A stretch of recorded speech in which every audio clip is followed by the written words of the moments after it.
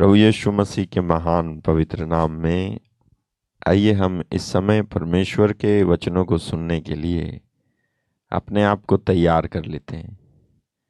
और जैसा कि आप हर बार तैयार हो जाते हैं, इस बार भी आप तैयार हो जाएं, जिससे कि जब आप वचन सुने तो परमेश्वर के वचन के द्वारा आपके जीवन में चमत्कार हो और जो आपके जीवन में नहीं है वो आपको मिले।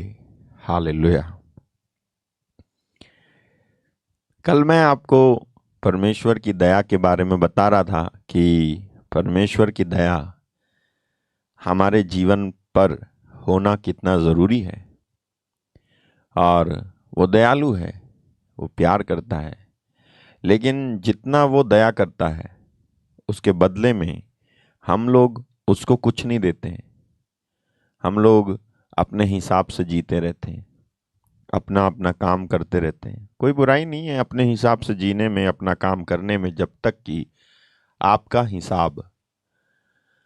हिसाब ना परमेश्वर के वचन को तोड़ने लग जाए।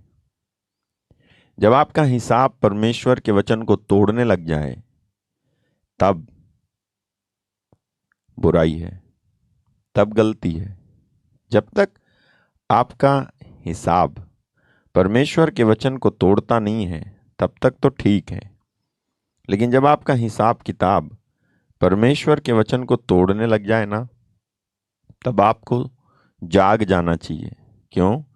क्योंकि इतिहास गवाह है, पुराना विधान गवाह है कि जितने भी लोगों ने परमेश्वर के वचन को तोड़ा, परमेश्वर के वचन के विपरीत जिंदगी जी, परमेश्वर के वचन का तिरस्कार किया, इग्नोर किया, साइड मारा। परमेश्वर का वचन कह रहा था कि झूठ मत बोलो, लेकिन तुमने बोला, बोलते गए। व्यभिचार मत करो कह रहा था, लेकिन तुम नहीं माने, तुम करते गए।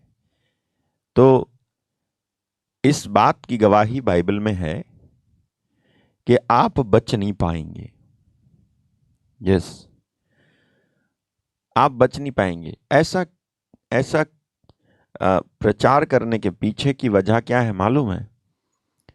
जिससे कि हम परमेश्वर के वचन के द्वारा अपने जीवन में आशीषें पाएं, और जब हम आशीषें पाएं, हालेलुया। ओके, मुझे एक वचन याद आ रहा है, मैं आपको बताता हूं। Hallelujah, thank you Jesus. Hallelujah. जाएं आप भजन संहिता अध्याय 34 उसका वचन 10। भजन संहिता 34:10, और आपके सामने वचन है, आप देखना। 34:10। कई बार कुछ लोग मुझसे कहते हैं कि भैया वचन साफ नहीं दिखाई देता। तो मैं आपको बताऊं, आपका जो इलाके का नेटवर्क है ना, वो या तो आपको 144 पिक्सल दिखा रहा है, या फिर 360 पिक्सल दिखा रहा है, या फिर 480 पिक्सल दिखा रहा है, या फिर 720 पिक्सल दिखा रहा है। अगर आपका 144 पिक्सल दिखा रहा है ना, तो आपको ये वचन साफ नहीं दिखेगा। 360 में भी लगभग दिखने लग जाता है साफ साफ, नहीं तो 480 में दिखता है, या फिर 720 या 1080 पे आप सेट कर दो, जाके सेटिंग होती है, आप सेट कर दो, आपको ये वचन साफ साफ दिखाई देगा। क्या लिखा है? यहां लिखा है, जवान सिंहों को तो घटी होती और वे भूखे भी रह जाते हैं, परंतु यहोवा के खोजियों को किसी भली वस्तु की घटी ना होवेगी। हालेलुया। मुझे बड़ा अच्छा लगता है वचन, मुझे बाइबल ही अच्छी लगती है, एक वचन नहीं, बहुत अच्छा लगता है मुझे। जवान सिंहों को तो घटी होती है और वे भूखे भी रह जाते हैं, परंतु यहोवा के खोजियों को किसी भली वस्तु की घटी नहीं है। हालेलुया। अभी मैं बताऊंगा कि मैं कहना क्या चाहता हूं, मेरे मन में क्या चल रहा है, मैं अभी बताता हूं आपको।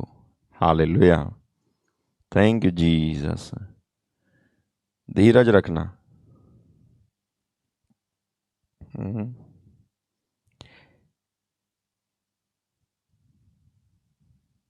हम्म। हाँ, देखो मैंने आपसे क्या कहा। परमेश्वर आ, मैंने आपसे कहा कि परमेश्वर के वचन को तोड़ना और तोड़ करके जीना हमारे जीवन में परमेश्वर की आशीषों को आने नहीं देगा। परमेश्वर ये चाहता है, उसका एक ही मकसद है। जब वो कहता है ना, गुनाह कर रहे हो तुम, या पाप कर रहे हो तुम, या ये छोड़ दो या वो छोड़ दो, जब वो कह रहा है तो उसके पीछे का जो मकसद है वो ये है कि आप पाप मत करो और परमेश्वर के वचन के आधार पर मिलने वाली आशीषों को अपने जीवन में पाओ। और जब आप परमेश्वर के वचन के द्वारा मिलने वाली आशीषों को आशीष नहीं, आशीषें पाओगे, तब लोग देखेंगे।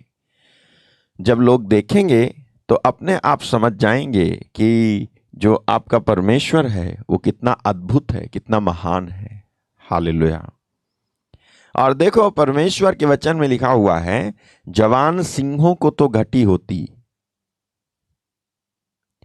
और वे भूखे भी रह जाते हैं, परंतु यहोवा के खोजियों को किसी भली वस्तु की घटी ना होगी।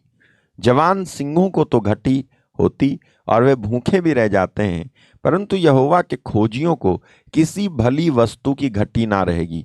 नोटिस करो, ये कहता है यहोवा के खोजियों को किसी भली वस्तु की घटी ना होगी। किसको होगी घटी? जवान सिंहों को। ये नहीं कहता कि बूढ़े सिंहों को। सिंह यानी शेर। एक जवान शेर जो होता है ना, एक जवान शेर जो होता है वो कभी भी भूखा रह ही नहीं सकता, क्योंकि उसके शरीर की ताकत का इस्तेमाल करके वो अपने शिकार को पकड़ ही लेता है और पेट भर ही लेता है। लेकिन प्रभु का वचन कहता है, ऐसा जवान सिंह, ऐसा जवान शेर जिसके शरीर में ताकत है और उसके बावजूद भी वो भूखा रह सकता है, और वो रह जाए तो रह जाए, लेकिन मेरा भक्त भूखा नहीं रह सकता, मेरे लोग भूखे नहीं रह सकते। मेरे मेरे मेरी खोज करने वालों को किसी भी भली वस्तु की घटी नहीं होगी, अच्छी वस्तु की, किसी अच्छी वस्तु की घटी नहीं होगी। जो मेरे लोग हैं, जो मेरी खोज करते हैं, उनको किसी भी भली वस्तु की। अगर आपके जीवन में कोई भली वस्तु या कोई अच्छी चीज, अच्छा पदार्थ जिसकी कमी आप महसूस करते हो ना अपने जीवन में, तो उसका एक ही कारण है। हालेलुया। जब बताऊं आपको, आप जब किसी चीज की कमी से गुजरते हो सकता है आप कहो, जी मेरे को नौकरी नहीं, जी मेरे को घर नहीं, जी मेरे को बच्चे नहीं, जी मेरी शादी नहीं हो रही, जी मेरा तलाक हो गया, जी मैंने बड़ा चर्च गया, मैंने तो बड़ी प्रार्थनाएं की लेकिन कुछ हुआ नहीं, कुछ मिला नहीं, कुछ नहीं हुआ। इस तरह से आप जब कहो, है ना, जब आप कहते हो तो जानते हो ये क्यों होता है? हाँ, ये क्यों होता है? मुझे बहुत ही अच्छा वचन याद आ रहा है। हालेलुया। अगर मैं सही हूं तो आप जाओ आइज़ाया चैप्टर 17 वर्स 10। अगर मैं सही हूं तो, नहीं हूं तो मैं आपको बताऊंगा। 17:10। हाँ जी, हाँ जी, हाँ जी, हाँ जी। 17:9 डालना।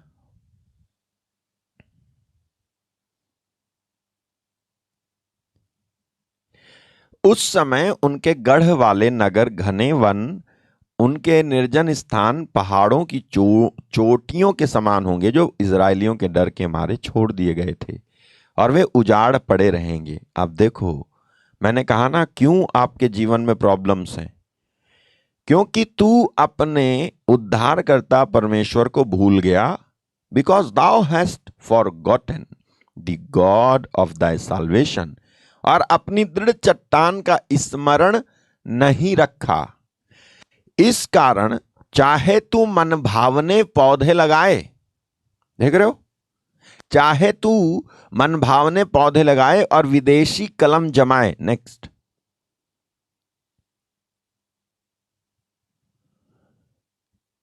विदेशी कलम जमाए, चाहे रोपने के दिन तू उनके चारों ओर बाड़ा बांधे और सवेरे ही को उनमें फूल खिलने लगे, तो भी, देखो, तो भी संताप और असाध्य दुख के दिन उसका फल नष्ट हो जाएगा। क्यों है मेरे जीवन में प्रॉब्लम? क्यों मेरे को जॉब नहीं मिल रही? क्यों बच्चे नहीं हो रहे? शादी नहीं हो रही? क्यों पथरी हो गई? क्यों पत्थर हो गया? क्यों जो है रसौला हो गया? क्यों कैंसर है? क्यों जो है गठिया है? क्यों जो है बवासीर है? क्यों ट्यूमर है? क्यों बीपी बढ़ रहा है? क्यों शुगर है? क्यों? हालेलुया। क्योंकि 17:10, क्योंकि क्योंकि तू अपने उद्धारकर्ता परमेश्वर को भूल गया और अपनी दृढ़ चट्टान का स्मरण नहीं रखा। क्यों है? क्योंकि तू अपने उद्धारकर्ता परमेश्वर को भूल गया। परमेश्वर को भूल जाने का क्या मतलब है? जी मेरे को याद है, मुझे याद है वो परमेश्वर, मुझे पता है वो परमेश्वर, मुझे मालूम है यीशु मसीह, मुझे मालूम है। बाइबल पढ़ते हो? उसके वचन को रख रखा साइड में, पढ़ते नहीं, कभी प्रार्थना नहीं करते, तो तुम परमेश्वर को भले ही कहो कि मुझे मालूम है, मुझे मालूम है, मुझे मालूम है यीशु मसीह कौन है, मुझे मालूम है परमेश्वर कौन है, लेकिन उसके वचन को तुम नहीं पढ़ते, तो तुम उसको भूल गए हो। वचन रखे पढ़े हो। जितना ज्यादा आज मोबाइल पढ़ते उतना ज्यादा वचन नहीं पढ़ते तुम। जितना ज्यादा आज तुम अपनी ऑफिस की डायरी पढ़ते ना, उतना ज्यादा वचन नहीं पढ़ते तुम। जितना ज्यादा तुम आज दूसरी चीजें, किताबें और आर्टिकल और कहानियां जो आती रहती है ना फोन पे, उसको पढ़ते हो, उतना ज्यादा बाइबल को नहीं पढ़ते हो आप। बाइबल को कब पढ़ते हो? मुसीबत पड़ी तो भाग पड़े। मुसीबत पड़ी, दुख पड़ा, उठा के बाइबल, हे प्रभु मुझसे बात करो, मेरा मन बड़ा टेंशन में है, मैं बहुत चिंतित हूं, प्लीज प्रभु प्लीज आप मुझसे बात कीजिए, आप बात कीजिए। आमीन।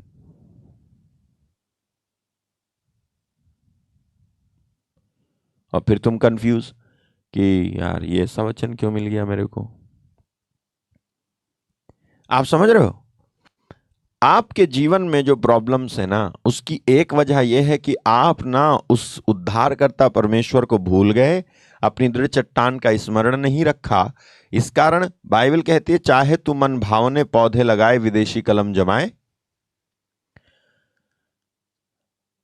चाहे रोपने के दिन तू उनके चारों ओर बाड़ा बांधे, सवेरे ही को उनमें फूल खिलने लगे, फूल खिले, तो भी प्रभु कह रहा है संताप और असाध्य दुख के दिन उसका फल नष्ट हो जाएगा। यही वजह है, यही वजह है जिसकी वजह से आपको आशीषें मिलनी चाहिए लेकिन नहीं मिलती। आपको मालूम है, जब आपको आशीष नहीं मिलती, जब आपको बरकत नहीं मिलती, जब आपकी बढ़ोतरी नहीं होती, चाहे चाहे देखो, बढ़ोतरी चाहे भौतिक हो चाहे आत्मिक हो, दोनों चीजें अगर नहीं होती हैं, आत्मिक बढ़ोतरी भौतिक बढ़ोतरी नहीं होती है, तो आप मालूम है क्या कर रहे हो? आप कर रहे हो परमेश्वर की नाम धराई, निंदा। आप उसका नाम बदनाम कर रहे हो। हालेलुया। आप उसका नाम बदनाम कर रहे हो, आप उसके वचन को बदनाम कर रहे हो। कोई भी नहीं विश्वास करेगा कि तुम कौन से यीशु को मानते हो यदि तुम आशीषित नहीं होते तो। तुम्हारा लंगड़ा पैर ठीक नहीं हुआ, तुम्हारा लंगड़ा पैर ठीक नहीं हुआ, तो दूसरा जिसका लंगड़ा पैर है वो क्यों विश्वास करेगा? वो क्यों जानेगा कि यीशु मसीह प्रभु है? तुम्हारी आंख की धरन नहीं निकली, लट्ठा नहीं निकला, बल्ली नहीं निकली आंख में से, तो दूसरा क्यों जो है आएगा तुम्हारे की पास की, ला भैया मुझे भी जरा देखने की शक्ति दे दो। तुम क्या कर रहे हो? तुम जिस तरह से जी रहे हो ना, एक तो तुम वचन का पालन नहीं कर रहे और उसकी वजह से आपको आशीष नहीं मिल रही, और आप क्या कर रहे हो? आप अपने स्वभाव और अपने आचरण के जरिए से परमेश्वर के नाम की निंदा कर रहे हो। परमेश्वर के नाम की आप निंदा कर रहे हो। मैं आपको बताए देता हूं, आपको मैं बताता हूं। आप जाएं रोमियो की किताब के अध्याय 2 में, रोमियो की किताब के अध्याय 2, और मैं बताता हूं आपको 24 2:24, रोमियो की किताब अध्याय 2 वचन 24 में लिखा है, क्योंकि तुम्हारे कारण अन्य जातियों में परमेश्वर के नाम की निंदा की जाती है, जैसा लिखा भी है। क्या लिखा है? हाँ, बस जैसा कि लिखा भी है। वचन में लिखा हुआ है कि तुम लोगों के कारण ना अन्य जातियों में परमेश्वर के नाम की निंदा की जाती है। आप कहोगे कि भैया आप कहना क्या चाहते हो? मैं कहना यह चाहता हूं कि यदि आप आशीषित नहीं हैं तो दूसरा दूसरा जो है दूसरा अ, यदि यदि आप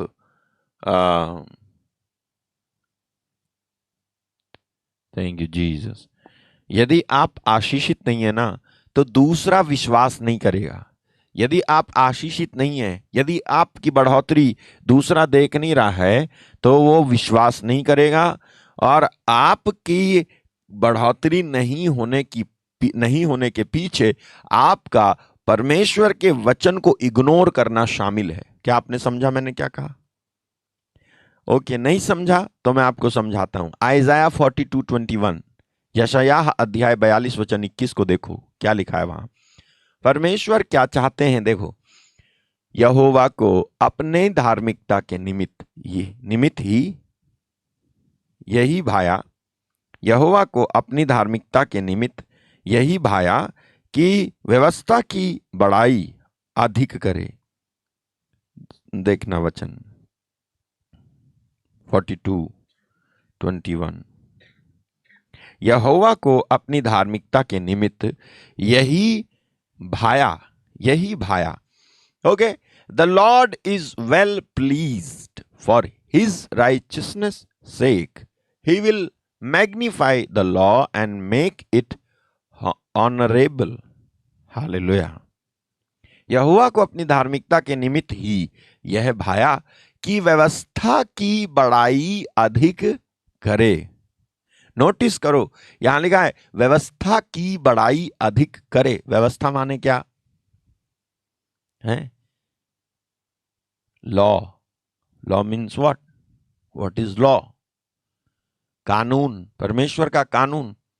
क्या है परमेश्वर का कानून? परमेश्वर का कानून है उसका वचन। व्हाट ही सेज, वो जो कहता है वो कहता है, वो जो करता है वो करता है, उसने जो डिसाइड किया उसने डिसाइड किया। उसका वचन जो कहता है ये इसको आगे पीछे आप हिला नहीं सकते। वचन उसका कानून है, तो वो व्यवस्था है। तो यहां लिखा है उसको ये भाया कि व्यवस्था की बड़ाई अधिक करे। व्यवस्था की बड़ाई अधिक करे यानी वचन की बड़ाई अधिक करे।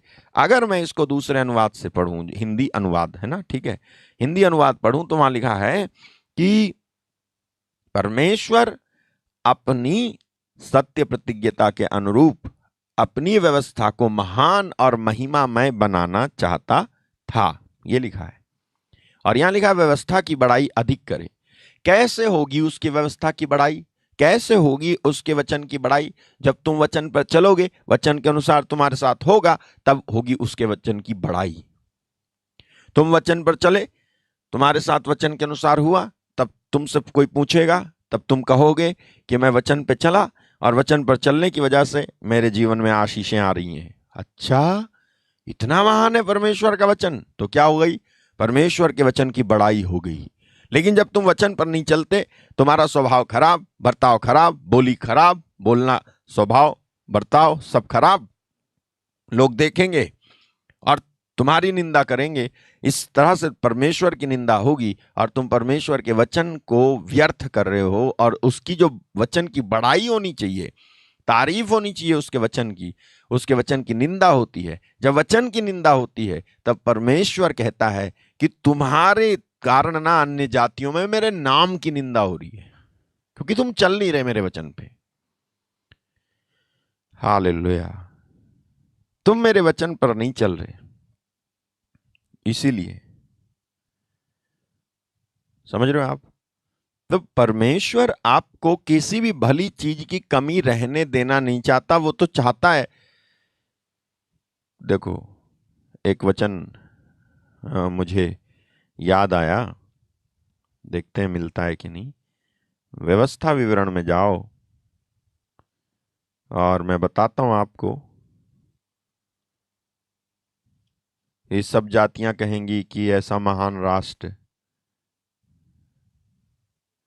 हाँ, व्यवस्था विवरण अध्याय 4 और उसके वचन 6 को जब आप डालेंगे 6 से, तो देखना क्या लिखा है।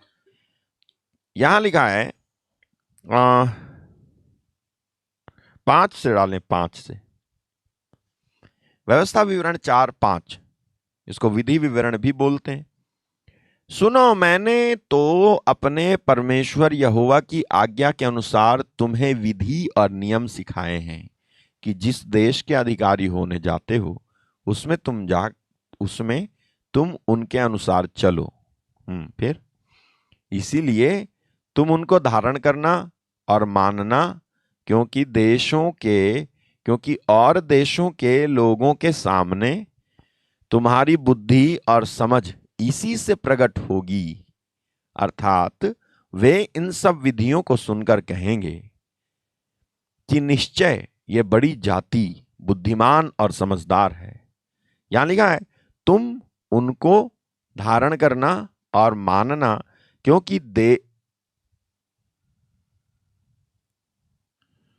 क्योंकि और देशों के लोगों के सामने तुम्हारी बुद्धि और समझ इसी से प्रकट होगी। वचन को जब तुम पालन करोगे, वचन के अनुसार जब तुम जियोगे, तो और देशों के लोगों के सामने, ये और देशों के लोगों के सामने, सुनो, आपके पड़ोसी के सामने आप बुद्धिमान और समझदार दिखाई दें, आपके पड़ोसी आपको समझदार समझें, यह बड़ी बात है, या एक देश आपको समझदार समझे, यह बड़ी बात है। आपका पड़ोसी आपको समझदार समझे, यह बड़ी बात है, या एक देश आपको समझदार समझे, यह बड़ी बात है, बुद्धिमान समझे। कौन सी बड़ी बात है?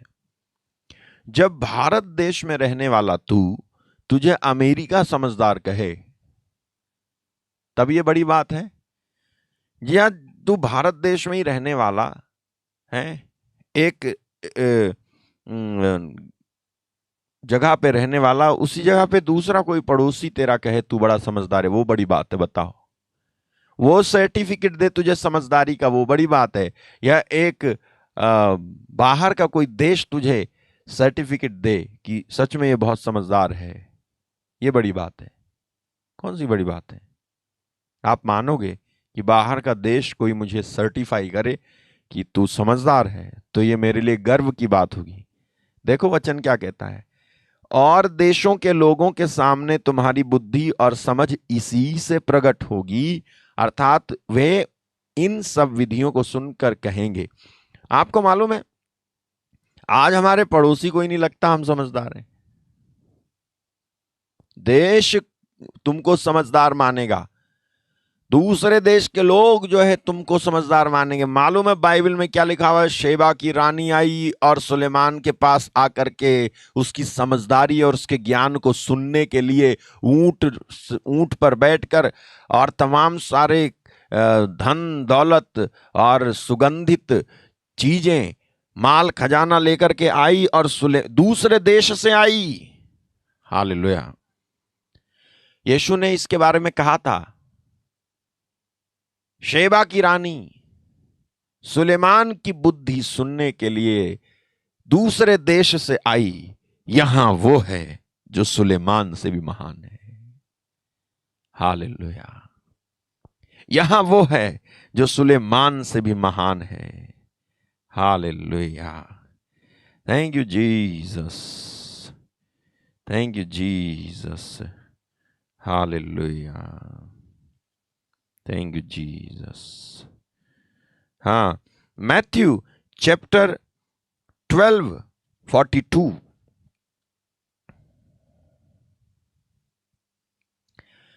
दक्षिण की रानी न्याय के दिन इस युग के लोगों के साथ उठकर उन्हें दोषी ठहराएगी, क्योंकि वह सुलेमान का ज्ञान सुनने के लिए पृथ्वी के छोर से आई।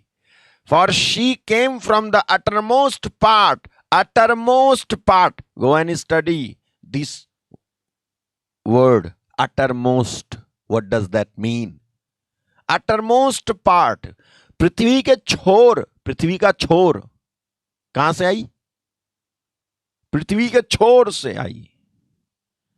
पृथ्वी का छोर किधर है? चारों दिशाओं में जो कोने हैं ना, कोने, लास्ट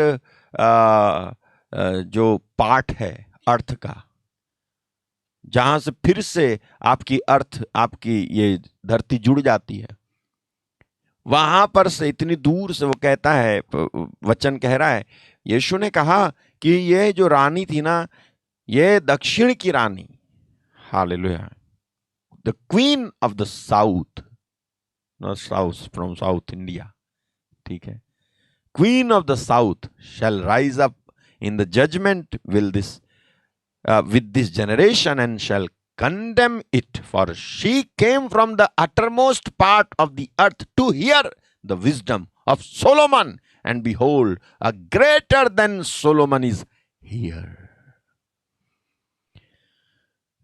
दक्षिण की रानी न्याय के दिन इस युग के लोगों के साथ खड़ी होकर के, लोगों के साथ उठकर उन्हें दोषी ठहराएगी, क्योंकि वो सुलेमान का ज्ञान सुनने के लिए पृथ्वी के छोर से आई, और देखो यहां वह है जो सुलेमान से भी बड़ा है। मेरे भाई, मेरी बहन, बाइबल का ये वचन देखो, वो एक जो रानी थी ना, रानी जो है सुलेमान की बुद्धि सुनने के लिए, ज्ञान भरी बातें सुनने के लिए, क्योंकि सुलेमान अपने समय के लोगों में इतना प्रसिद्ध था कि उसकी बुद्धि की चर्चा दुनिया, पृथ्वी के छोर तक फैली हुई थी। लोग कहते थे जैसा बुद्धिमान वो राजा सुलेमान है, वैसा बुद्धिमान और कोई है ही नहीं। उसके पास जो भी जाता है, पहेली लेके जाओ, सवाल लेके जाओ, विज्ञान लेके जाओ, थियोलॉजी लेके जाओ, फिलॉसफी लेके जाओ, है ना, गॉड कॉन्सेप्ट लेकर के जाओ, सिन कॉन्सेप्ट लेकर के जाओ, सबको सॉर्ट आउट कर देता है, सॉल्व कर देता है। बाइबल में लिखा है ना, hallelujah, thank you Jesus, hallelujah. अब मैं बताता हूं,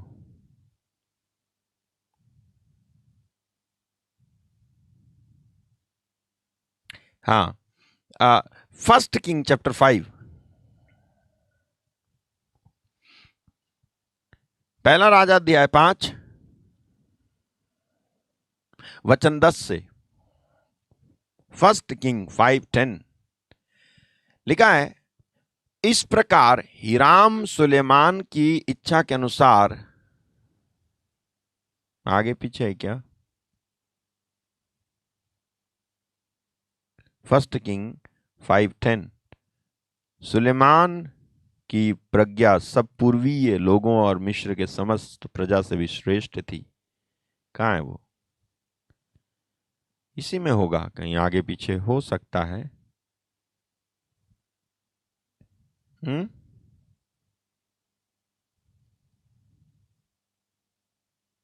थैंक यू जीसस, हालेलुया,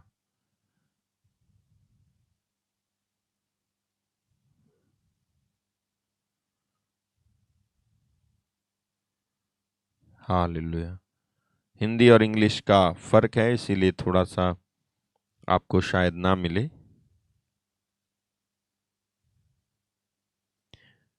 हाँ, सुलेमान के बारे में लिखा है, उसने उसकी बुद्धि के बारे में। हाँ,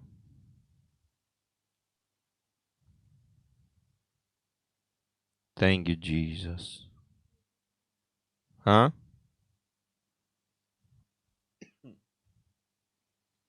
सुलेमान बहुत बुद्धिमान था, बाइबल कहती है। डालें, ये आपके हिंदी में, दूसरी हिंदी में 5:10 है ये आयत, और इस वाले बाइबल में दूसरी एक बाइबल में अध्याय 4 वचन 30 है। इंग्लिश में आपको सेम मिलेगा, इंग्लिश में कोई डिफरेंस नहीं है। और सुलेमान की बुद्धि पूर्व देश के सब निवासियों और मिस्रियों की भी बुद्धि से बढ़कर बुद्धि थी। किसने बनाया था इसको बुद्धिमान?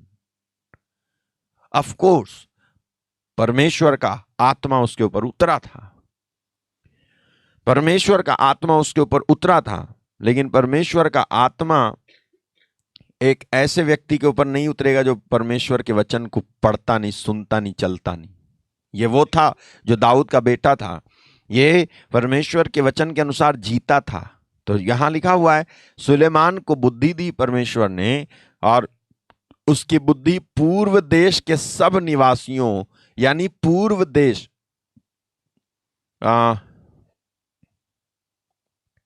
ईस्ट कंट्री एंड इजिप्ट, इन दो जगहों के लोगों की बुद्धिमानी बहुत ही प्रसिद्ध थी, राइट। इन दो जगहों के लोग, उस समय सुलेमान के समय के लोगों की बात कर रहा हूं, बुद्धि पूर्व देश के सब निवासियों और मिस्रियों की भी बुद्धि से बढ़कर बुद्धि थी सुलेमान की। आगे जाएं। वह तो और सब मनुष्यों से वरन ऐतान, ये उस समय के प्रसिद्ध लोग थे जिनकी बुद्धि की चर्चा और गुणगान उस समय सब लोग गाया करते थे। ऐतान, एज्रेही और हेमान और माहोल के पुत्र कलकोल और दर्दा से भी अधिक बुद्धिमान था। 1 2 3 4 लोग ये प्रसिद्ध थे, ऐतान, एज्रेही, हेमान और कलकोल, दर्दा। 4-5 लोग ऐसे थे जो बुद्धिमान थे। इनसे भी ज्यादा अधिक बुद्धिमान था सुलेमान, और उसकी कीर्ति चारों ओर की सब जातियों में फैल गई। आगे, उसने 3000 नीति वचन कहे और उसके 1005 गीत भी हैं। आगे, फिर उसने लेबानोन के देवदारुओं से लेकर भीत में से उगते हुए जूफा, हालेलुया। कोई पूछ रहा था एक दिन, जूफा क्या होता है? हिसप। जूफा से मुझ पर जल छिड़क दे, राइट। वो एक तरह का पौधा हुआ करता था, क्योंकि ये जो जूफा है ना, जूफा तक के सब पेड़ों की चर्चा, जूफा एक पेड़ होता था, एक पौधा होता था जिसको तोड़ करके किसी चीज में डुबो के ऐसे छिड़कते थे, जल छिड़कते थे। जैसे आज किसी बोतल में पानी भर लो, आगे छेद कर दो, ऐसे छिड़को। वो ये इसमें पत्तियां होती थी, ये पौधा था जूफा, राइट। ये सब जूफा तक के सब पेड़ों की चर्चा और पशुओं, पक्षियों और रेंगने वाले जंतुओं और मछलियों की चर्चा की। फिर उसने लेबानोन के देवदारुओं से लेकर भीत में से उगते हुए जूफा तक के सब पेड़ों की चर्चा, ये जो चर्चा है, ये लिखा है ही स्पेक ऑफ ट्रीज, यानी इन पौधों की जानकारी किसी और को नहीं थी कि ये लेबानोन के देवदार और जूफा, ये जो इंपॉर्टेंट पौधे और पेड़ थे, उस समय जानकारी नहीं थी, लेकिन इसको थी। आगे, और देश देश के लोग, पृथ्वी के सब राजाओं की ओर से जिन्होंने सुलेमान की बुद्धि की कीर्ति सुनी थी, उसकी बुद्धि की बातें सुनने को आया करते थे देश देश के लोग। हालेलुया।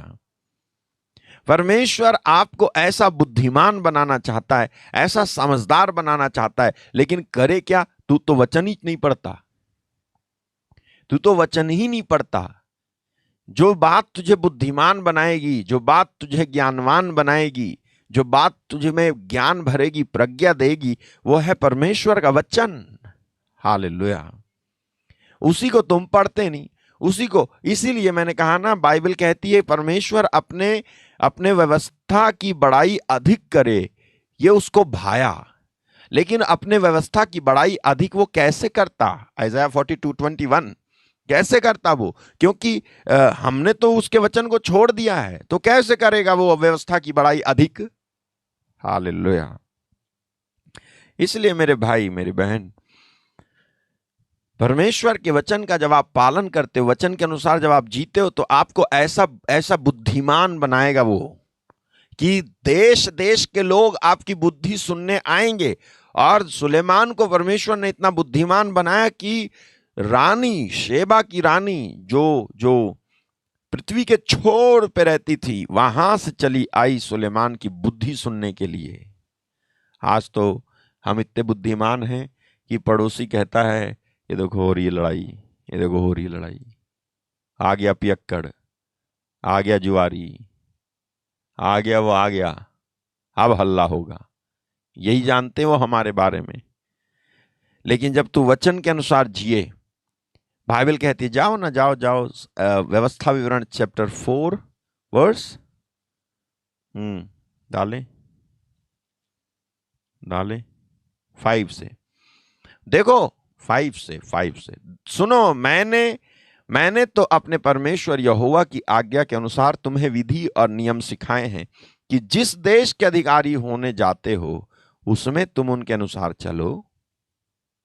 इसलिए तुम उनको धारण करना मानना, क्योंकि और देशों के लोगों के सामने तुम्हारी बुद्धि समझ इसी से प्रकट होगी, इसी से प्रकट होगी। अर्थात वे इन सब विधियों को सुनकर कहेंगे कि निश्चय ये बड़ी जाति बुद्धिमान और समझदार है। आगे देखो, कौन ऐसी बड़ी जाति है जिसका देवता उसके ऐसे समीप रहता हो जैसा हमारा परमेश्वर यहोवा, जबकि हम उसको पुकारते हैं। दूसरे अनुवाद से मुझे अच्छा लगता है, ये लिखा है, ऐसा महान राष्ट्र कहाँ है जिसका देवता उसके इतने निकट है जितना हमारा प्रभु परमेश्वर हमारे निकट तब होता है जब जब हम उसकी दुहाई देते हैं। हालेलुया। आगे जाएं। फिर कौन ऐसी बड़ी जाति है जिसके पास ऐसे धर्ममय विधि और नियम हो जैसे कि यह सारी व्यवस्था जिसे मैं आज तुम्हारे सामने रखता हूं। मेरे भाई मेरी बहन, क्या आपको लगता है कि आपके जीवन में बढ़ोतरी नहीं, आशीष नहीं, और काम नहीं बन रहे, और बीमार रहते हो, और दुष्ट आत्माएं सता रही हैं, और परेशानियां हैं, और मरने का मन करता है, जीना नहीं चाहते? आप अपने आप से पूछो, क्या आप परमेश्वर के वचन को पढ़ते हो? क्या सुनते हो? नहीं पढ़ते तो सुनते हो क्या? सुनते हो तो क्या पूरा सुनते हो? पूरा सुनते हो क्या? पूरा सुनते हो क्या? तो रोज सुनते हो? डिटेल में पूछो अपने आप से, ठीक है? सुनते हो? पढ़ते हो? सुनते हो तो क्या पूरा सुनते हो, या सुनते सुनते बीच में उठ के जो है उधर गए और ऐसे सुनते हो? कैसा है सुनना तुम्हारा? ध्यान से सुनते हो या ध्यान भटकता रहता है इधर उधर, ऐसे सुनते हो?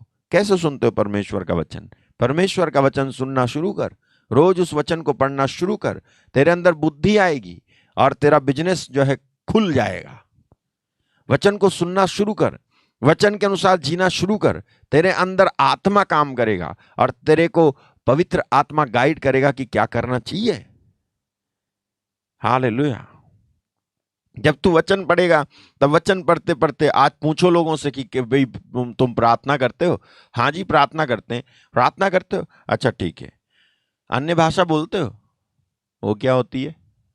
ये तो ठीक वैसा ही है जैसा कि प्रेरित 19:1 में लिखा, 1 और 2 में लिखा कि जब पौलुस ने पूछा क्या विश्वासी बनते समय तुम्हें पवित्र आत्मा मिला था? तो वो कहते हैं हमने तो ये भी नहीं सुना है कि पवित्र आत्मा होता है क्या।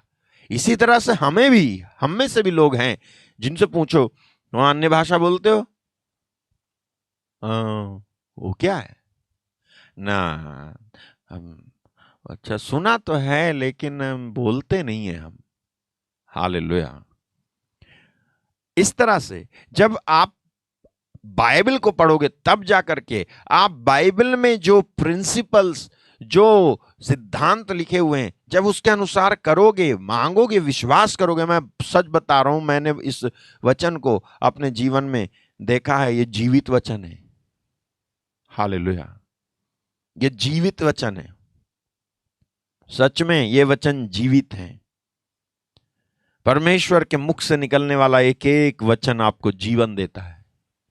परमेश्वर के मुख से निकलने वाला एक एक वचन आप सुन लो, ध्यान से सुन लो, समझ लो। वचन के पीछे एक भेद छिपा हुआ है। जब आप सुनते हो ना, उसने हमारे दुखों को अपने ऊपर ले लिया, हमारे रोगों से वो लदा हुआ था और हमारे कुकर्मों के कारण वो कुचल दिया गया। जो दंड वो भोग रहा था उसके द्वारा हमें शांति मिली, उसके घावों के द्वारा हम भले चंगे हो गए हैं। पढ़ लिया तुमने, छोड़ दिया।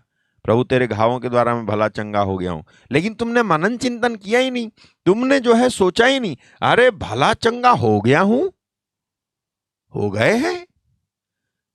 ये वचन ये क्यों नहीं कहता कि भले चंगे हो सकते हैं? ये वचन ये क्यों नहीं कह रहा कि भले चंगे हो जाएंगे? ये वचन ये क्यों नहीं कह रहा कि शायद भले चंगे होंगे? ये ऐसे क्यों कह रहा है कि भले चंगे हो गए हैं? सोच तो जरा, परमेश्वर के वचन को जब पढ़ता है तो सोच तो सही। वो डालो 1 जॉन 5:12, पहला यूहन्ना अध्याय 5:12। देखो, जिसके पास पुत्र है उसके पास जीवन है, जिसके पास पुत्र नहीं उसके पास जीवन भी नहीं। जिसके पास पुत्र है उसके पास जीवन है, जिसके पास पुत्र नहीं उसके पास जीवन भी नहीं। फिर से, जिसके पास पुत्र है उसके पास जीवन है, जिसके पास पुत्र नहीं उसके पास जीवन भी नहीं। ये क्यों नहीं कह रहा है की जगह और कोई चीज इस्तेमाल क्यों नहीं की जा रही? यहां पर यहां लिखा है जिसके पास पुत्र है उसके पास जीवन भी है। हालेलुया। जिसके पास पुत्र है उसके पास जीवन भी है, जिसके पास पुत्र नहीं उसके पास जीवन भी नहीं।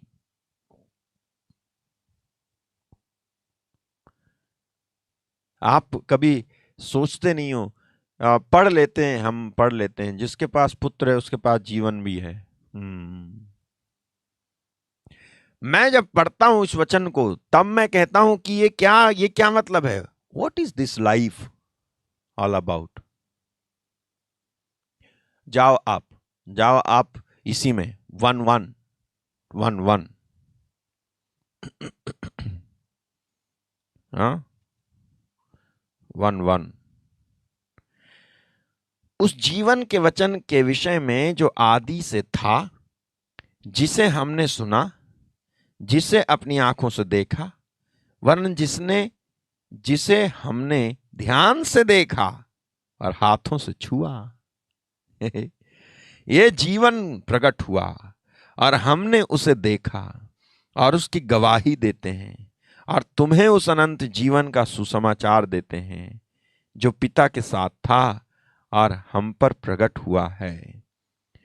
जो कुछ हमने देखा और सुना है उसका समाचार तुम्हें भी देते हैं, इसलिए कि तुम भी हमारे साथ सहभागी हो और हमारी यह सहभागिता पिता के साथ उसके पुत्र यीशु मसीह के साथ है।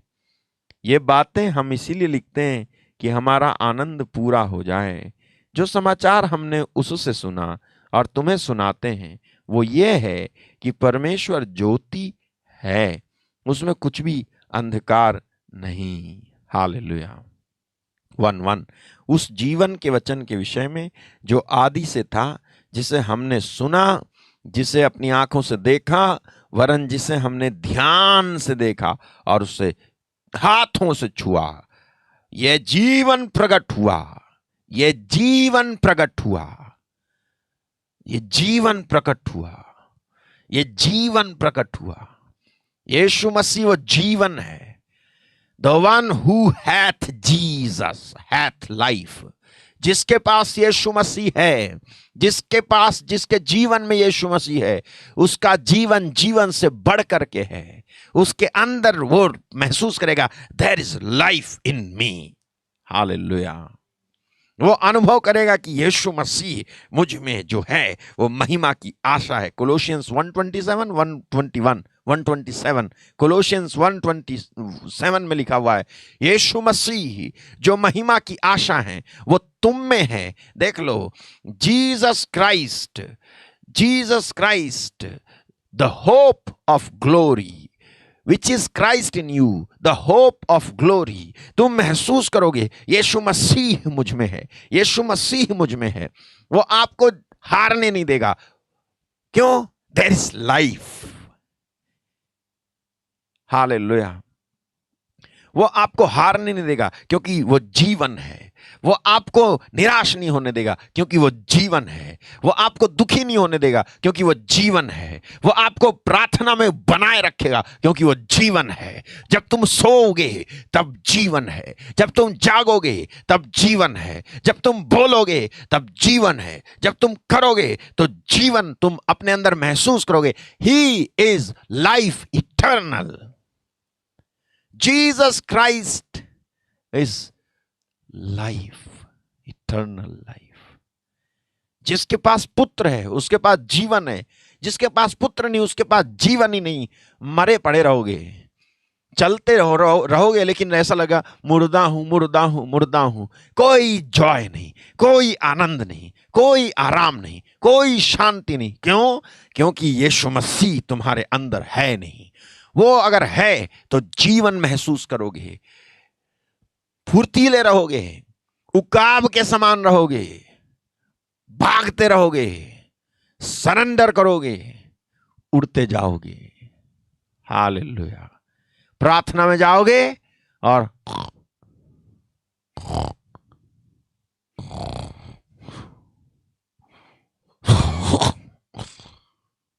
ऐसे नहीं करोगे, बल्कि प्रार्थना में जाओगे और प्रार्थना करके बीमिंग होते हुए आओगे बाहर, टिमटिमाते हुए, जलते हुए। हालेलुया। क्योंकि वो लाइफ है। हालेलुया। एक दिन मैं प्रार्थना कर रहा था, अभी मैं बताऊं आपको, आनंद गुजरात बराखा में एक औरत आई, एक बहन आई। तो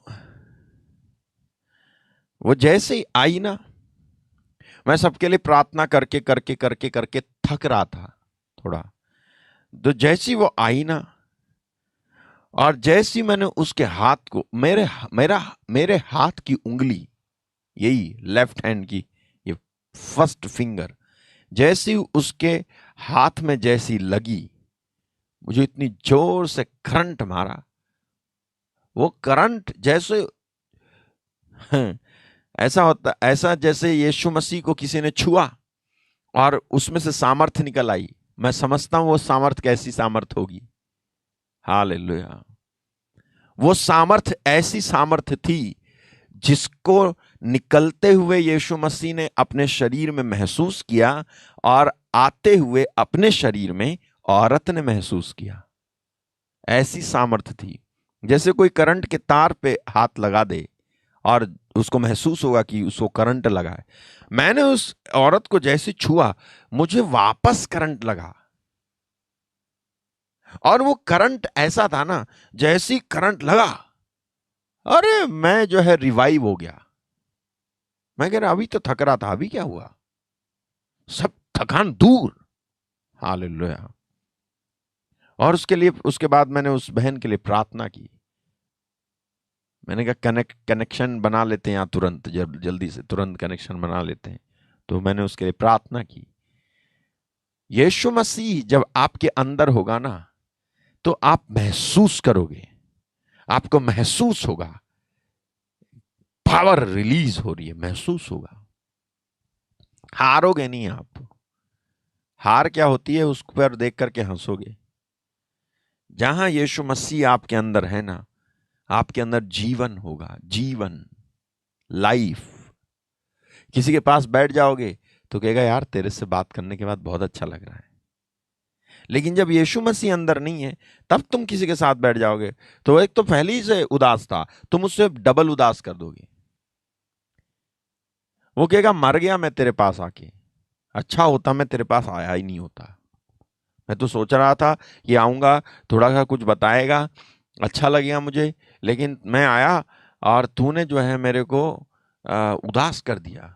होता है ना। हालेलुया। परिवार बैठेगा, पति पत्नी बैठेंगे, जीवन महसूस होगा। लाइफ,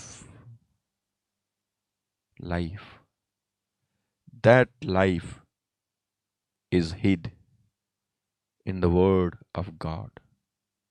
ये जीवन परमेश्वर के वचन में छिपा हुआ है। जब तुम्हें अपने अंदर लाइफ की कमी महसूस हो ना, वचन पढ़ने लग जाओ। जब तुम्हें लगे कि मुझे कुछ अच्छा सा नहीं लग रहा, टेक योर टाइम, अलग हो जाओ भीड़ से, शांत बैठो और प्रभु के वचन को पढ़ो। किसी को आके तुम्हारे सिर पे हाथ रख के प्रार्थना करने की जरूरत नहीं है। खुद ही जो है तुम पाओगे कि तुम्हारे अंदर एक उत्साह आ रहा है, एक जीवन आ रहा है, एक भरपूरी आ रही है, एक आशीष आ रही है, आप महसूस करोगे। अभी मैं आपके लिए प्रार्थना करूंगा कि परमेश्वर आपको इस समय इस जीवन से भर दे जिसके बारे में हम बात कर रहे हैं, और आपको बुद्धि दे। मैंने बताया आपको कि आपको बुद्धि मिले, आपको बुद्धि मिले कि आप बुद्धिमान समझे जाएं। और आपके लिए मैं प्रार्थना करूंगा कि आपको वचन के अनुसार जब आप जीते हो तो आपके जीवन में किसी भी भली वस्तु की कमी ना हो। कहो आमीन। मैं प्रार्थना करने जा रहा हूं आपके लिए।